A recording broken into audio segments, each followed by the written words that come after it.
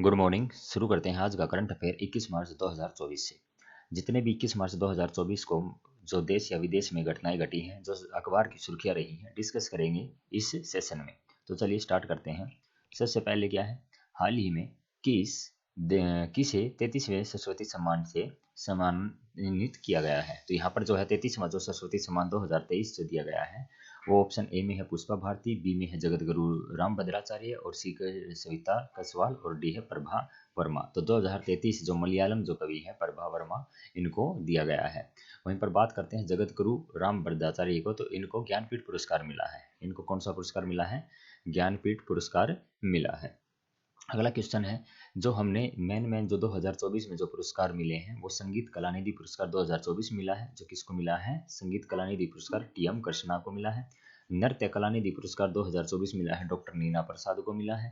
PV Narasimha Rao memorial पुरस्कार मिला है, और रतन टाटा को मिला है, एक उद्योगपति हैं। और इरामसमुस पुरस्कार जो है अमिताभ घोष को मिला है। उसके बाद बात करें 2024 का प्रीति जयकर आर्किटेक्चरल पुरस्कार जो है रिकेन यामामोटा को मिला है। उसी के साथ 2 मार्च 2024 को में भारत और किस देश के बीच एक्स टाइगर ट्रायम्फ 2024 का आयोजन किया गया। ये एक मिलिट्री एक्सरसाइज है जो तीनों सेनाओं को के साथ होती है। 2 देश हैं और सेना उसकी तीनों होंगी। जैसे भारत है, भारत की तीनों सेनाएं उसके साथ मिलेंगी, थल सेना, वायुसेना और जल सेना। इसी प्रकार वो देश दूसरा कौन सा है? तो एक्स टाइगर ट्रायम्फ 2024 जो है वो भारत और यूएस के बीच में हुआ है, भारत और अमेरिका के बीच में। ट्रम्प टाइगर ट्रम्प 2024 इंडिया और यूएस के बीच में हुआ है, 18 से 31 मार्च के बीच में। और कहाँ पर हुआ है? भारत के पूर्वी समुद्र तट पर। ये एक त्रिपक्षीय अभ्यास है और पहला कब हुआ था? 2019 में। तीनों सेनाओं का, दोनों देशों की तीनों सेनाओं का जो अभ्यास है, पहला 2019 को, और अभी हाल ही में कब हुआ है? 2024 में 18 से 31 मार्च संपन्न हुआ है। उसी के साथ एयर क्वालिटी इंडेक्स 2023 के अनुसार अगर हम बात कर रहे हैं, तो हाल ही में जारी air quality index world air quality report 2023 के अनुसार सबसे जो प्रदूषित शहर है वो कौन सा है? तो यहाँ पर ऑप्शन ए में है बांग्लादेश, बी में पाकिस्तान, सी में इंडिया और डी में कजाकिस्तान। तो इसमें जो सबसे एयर क्वालिटी इंडेक्स में सबसे जो दूषित शहर है वो बांग्लादेश है। अगर हम वहीं पर बात करें तो भारत का इसमें क्या है? दिल्ली शहर आया है। लेकिन अगर सबसे टॉप में देखें तो बांग्लादेश है, वो सबसे खराब एयर क्वालिटी वाला शहर है। ये किसने ऑर्गेनाइज किया है? ये स्विस ऑर्गेनाइजर ने 10 एयर क्वालिटी रिपोर्ट 2023 जारी की है। बांग्लादेश दुनिया में सबसे ज़्यादा खराब हवा देने वाला देश रहा है। 134 देशों की इस लिस्ट में पाकिस्तान दूसरे नंबर पर रहा है। और 2023 में कितने पर था? तीसरे नंबर पर रहा था। दिल्ली दुनिया की सबसे प्रदूषित हवा देने वाली राजधानी रही है।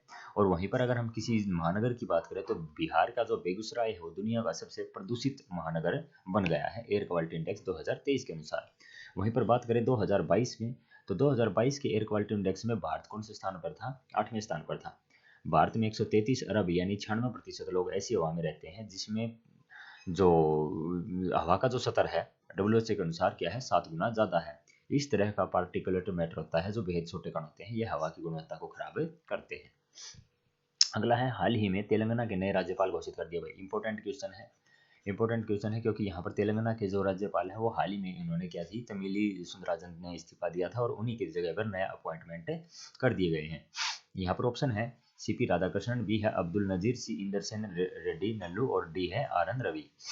अगर हम बात करते हैं तेलंगाना के नए राज्यपाल की, तो सीपी राधाकृष्णन को क्या है, तेलंगाना का नया जो गवर्नर है वो बना दिया गया है। भारतीय संविधान की अगर हम बात करते हैं गवर्नर की, तो भारतीय संविधान के आर्टिकल 153 के अनुसार भारत के हर राज्य में एक राज्यपाल होगा। ये आर्टिकल याद रखना है। कौन से आर्टिकल में राज्यपाल के बारे में बताया गया है? तो आर्टिकल 153। उसके बाद 1956 के 7वें संविधान संशोधन के तहत एक व्यक्ति 2 या 2 से अधिक राज्यों का राज्यपाल रह सकता है। 1956 में जो 7वां संविधान संशोधन हुआ था, उसमें यह बताया गया था कि एक जो राज्यपाल है वो 1 से अधिक राज्यों का राज्यपाल रह सकता है। जैसे अभी इनको तेलंगाना के साथ साथ में पांडुचेरी का उपराज्यपाल भी नियुक्त किया गया है, क्योंकि जो अपने सुंदराजन जो थी, तमिली सुंदराजन, तो वो दोनों ही केंद्र शासित प्रदेश और राज्य की क्या थी? राज्यपाल। तो उन्हीं की जगह इनको अपॉइंटमेंट की दिया गया है। राज्यपाल बनने के लिए जो मिनिमम उम्र है वो 35 वर्ष होनी चाहिए। जैसे आप लोगों को पता है राष्ट्रपति बनने के लिए भी 35 है, लेकिन प्रधानमंत्री बनने के लिए कितनी है? 25 उम्र होनी चाहिए। नियुक्ति राष्ट्रपति के द्वारा किया जाता है, ये आर्टिकल 155 में। 155 में लिखा है कि नियुक्ति कौन करेगा और शपथ इसको कौन दिलाते हैं? उच्च न्यायालय के मुख्य न्यायाधीश द्वारा आर्टिकल 159 में इनको शपथ दिलाई जाती है। वहीं पर बात करते हैं पुरस्कार की, तो हाल ही में किसे डायना समर्थी पुरस्कार के लिए चुना गया है? तो डायना स्मृति पुरस्कार के लिए उदय भाटिया और मानसी गुप्ता को, उदय भाटिया दिल्ली के एक आविष्कारक हैं और मानसी गुप्ता हरियाणा में स्वास्थ्य विभाग में हैं, तो ये दोनों ही को क्या है डायना स्मृति पुरस्कार के लिए चुना गया है। और एक है चमेली देवी जैन पुरस्कार। चमेली देवी जैन पुरस्कार की अगर बात करते हैं तो ग्रीष्मा ठाकुर और रितिका चोपड़ा को क्या दिया गया है, संयुक्त रूप से चमेली देवी जैन पुरस्कार से नवाजा गया है। वहीं पर बात करते हैं अंतर्राष्ट्रीय प्रसन्नता दिवस। तो अंतर्राष्ट्रीय जो प्रसन्नता दिवस है वो कब मनाया जाता है, तो हम बात करते हैं अंतर्राष्ट्रीय प्रसन्नता दिवस की, तो ये मनाया जाता है 20 मार्च को। 20 मार्च को जो वर्ल्ड हैप्पीनेस डे है वो 20 मार्च को मनाया जाता है। 2023 की वर्ल्ड हैप्पीनेस इंडेक्स में भारत का जो स्थान था 126वां था, ठीक है ना, 126वां स्थान भारत 2023 में अभी जो है, और पहला जो आया था वो तब गया था 2013 था। कब से लागू हुआ है ये, 2013 से वर्ल्ड हैप्पीनेस डे आया है। उसके बाद है हाल ही में चुनाव आयोग ने कौन सा ऐप लॉन्च किया है, तो चुनाव आयोग का भी अभी आप लोगों को पता है कि जो अध्यक्ष है वो नियुक्त किए गए हैं, और चुनाव आयोग ज्ञानेश कुमार और एक सुखबीर सिंह, इनको क्या है चुनाव आयुक्त अभी अभी अपॉइंट किया गया है। और मुख्य जो चुनाव आयुक्त है वो कौन है, राजीव कुमार है, मुख्य चुनाव आयुक्त राजीव कुमार है। तो हाल ही में एक ऐप लॉन्च किया है, कौन सा है, इसमें बताया गया है नो यूर कैंडिडेट, ऑप्शन जो डी है नो यूर कैंडिडेट के नाम से एक ऐप लॉन्च किया गया है। क्या है इस ऐप में, इस ऐप में अभी मुख्य चुनाव आयुक्त ने राजीव कुमार ने नो यूर कैंडिडेट के नाम से एक नया मोबाइल एप्लीकेशन लॉन्च किया है। यह ऐप मतदाताओं को यह पता लगाने में सक्षम करेगा कि उनके निर्वाचन क्षेत्र में किसी चुनावी उम्मीदवार का कोई आपराधिक रिकॉर्ड तो नहीं है, मतलब वो जिसको चुनने जा रहे हैं क्या वो क्रिमिनल तो नहीं है, क्या वो आपराधिक नहीं है, तो नहीं है मतदाता। इसके अलावा आपराधिक पृष्ठभूमि वाले उम्मीदवार की संपत्ति और देनदारी की भी क्या कर सकते हैं, जांच कर सकते हैं। तो नो यूर कैंडिडेट में ये सब हम ऐप के साथ हम इन चीज़ों को जांच कर सकते हैं। वहीं बात करते हैं इलेक्शन कमीशन ऑफ इंडिया की, तो ये संविधान का अनुच्छेद 15 भाग 15 और अनुच्छेद 324 से 29 के बीच में इसका उल्लेख है। 24 जनवरी 1950 को इसकी स्थापना हुई। अभी फिलहाल जो मुख्य आयुक्त है वो राजीव कुमार है, पहले जो थे सेन थे, और पहली महिला थी वीएस रमादानी। और वहीं पर अगर हम बात करें फिलहाल जो अपॉइंट हुए हैं तो ज्ञानेश कुमार और सुखबीर सिंह संधू। इसके अलावा नो यूर कैंडिडेट के अलावा जो चुनाव आयुक्त की ऐप है गरुड़ ऐप है, सिविजिल है और एनक्योर सॉफ्टवेयर है।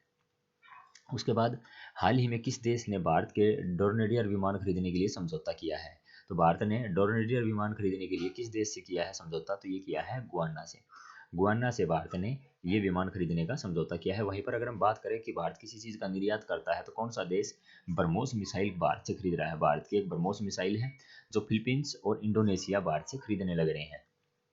गयाना भारत के हिंदुस्तान एरोनॉटिकल लिमिटेड, अगर हम बात करें हिंदुस्तान एरोनॉटिकल लिमिटेड के द्वारा डोर्नियर 2028 विमान खरीद रहा है, और इसके लिए गयाना डिफेंस फोर्स ने export import bank of India से $23.27 मिलियन का लोन भी ले लिया है। तो आप कह सकते हैं कि यह पहला डिफेंस लोन होगा। पहला डिफेंस लोन किसके लिया गया था, डोर्नियर विमान 228 विमान खरीदने के लिए किसने लिया था, हिंदुस्तान एरोनॉटिकल लिमिटेड ने और बैंक ऑफ इंडिया से। तो आप कह सकते हैं कि और भारत ने किसी कैरिबियाई देश को दिया है, ठीक है। उसके बाद गयाना भारत के हिंदुस्तान एरोनॉटिकल लिमिटेड के द्वारा निर्मित ये जो विमान खरीद रहा है उसी की अगर हम राजधानी की बात करें तो क्या है, जॉर्ज टाउन है, ठीक है ना। गयाना की अगर हम कैपिटल की बात करें तो जॉर्ज टाउन है। करेंसी यहाँ की गयानीज है, गयाना की जो करेंसी है गयानीज है, ठीक है ना। और यहाँ का जो प्रेसिडेंट है वो ईरान अली है, और पीएम की बात करें तो मार्क फिलिप्स है, मार्क फिलिप्स यहाँ का पीएम है। उसके साथ ही हाल ही में मानवीय सहायता और आपदा राहत के लिए भारत और यूएस ने कौन सा अभ्यास प्रारंभ किया है, तो मानवीय सहायता और आपदा के लिए अभी टाइगर ट्रायम्फ 2024 से चलाया गया है। हाल ही में चर्चा में रहे चक्रवर्ती तूफान, एक चक्रवर्ती तूफान की बात करें तो यहाँ पर एक चक्रवर्ती तूफान है जो मेगन का संबंध किससे है, तो ये ऑस्ट्रेलिया में आया हुआ है चक्रवर्ती तूफान मेगन की अगर हम बात करते हैं। वहीं पर है हाल ही में भारत ने किस कैरिबियाई देश के साथ डोर्नियर विमान 2028 के विक्रय के लिए समझौता किया है, तो अभी अभी हमने पढ़ा है 2028 जो डोर्नियर जो विमान खरीदने जा रहा है ये गुआना के साथ है। किसके साथ है समझौता, गुआना के साथ है।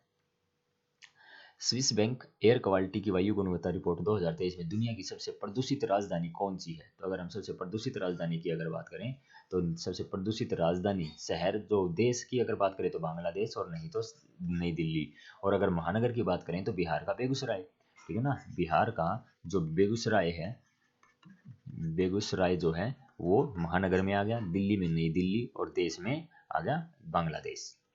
वहीं पर बात करते हैं हाल ही में माउंट एवरेस्ट के सबसे ऊंचे विशाल ज्वालामुखी नोटिक्स की खोज किसने की है। तो ये माउंट एवरेस्ट से भी ऊंचा एक विशाल ज्वालामुखी मिला है जो 9648 के आसपास किलोमीटर के आसपास, यानी कि अगर हम माउंट एवरेस्ट की ऊंचाई देखें तो 8848 किलोमीटर मीटर है। अगर हम वहीं पर बात करें तो 9648 मीटर के आसपास एक ज्वालामुखी मिला है जो किस ग्रह पर मिला है, मंगल ग्रह पर मिला है। उसी के साथ प्रतिवर्ष अंतर्राष्ट्रीय प्रसन्नता दिवस कब मनाया जाता है। तो ये कब मनाया जाता है, 20 मार्च को वर्ल्ड हैप्पीनेस डे मनाया जाता है, अंतर्राष्ट्रीय प्रसन्नता दिवस। उसके बाद है हाल ही में पहली फॉर्मूला 4 रेस का जो आयोजन हुआ वो कहाँ पर हुआ है। तो वो ये हुआ है श्रीनगर में भाई। फॉर्मूला जो F4 की अगर बात करें, ठीक है, तो ये श्रीनगर में स्टार्ट हुआ है। उसी के साथ हाल ही में भारत का पहला आयुर्वेदिक रेस्तरा सोमा कहाँ पर प्रारंभ हुआ है। तो अगर हम बात करते हैं आयुर्वेदिक रेस्तरा जो सोमा जो है उसका प्रारंभ कहाँ पर हुआ है, तो ये हुआ है नई दिल्ली में। उसी के साथ अगर बात करते हैं हाल ही में चुनाव आयोग ने मिशन 414 कहाँ पर प्रारंभ किया। तो मिशन 414 की अगर बात करें तो ये हिमाचल प्रदेश में लागू किया गया है। हाल ही में इंडियन वेल्स ओपन 2024 का जो खिताब जीतने वाले हैं, इंडियन वेल्स ओपन 2024 का जो खिताब जीतने वाले हैं वो कौन है। तो ऑप्शन ए में जो कार्लोस अल्कराज ने क्या जीता है, इंडियन वेल्स ओपन 2024 का खिताब जीता है। तो इस प्रकार ये आज के अपने जो जीके के जो मोस्ट इंपोर्टेंट थे हमने कुछ ही समय में इन चीज़ों को डिस्कस किया है। और ऐसे ही डेली आप अपडेट रहें जो करंट अफेयर है उससे, तो आप जो चैनल है उसको सब्सक्राइब कर लें ताकि आपको अपडेट मिलती रहे। मिलते हैं कल एक अच्छी और नई करंट अफेयर के साथ, तब तक के लिए जय हिंद।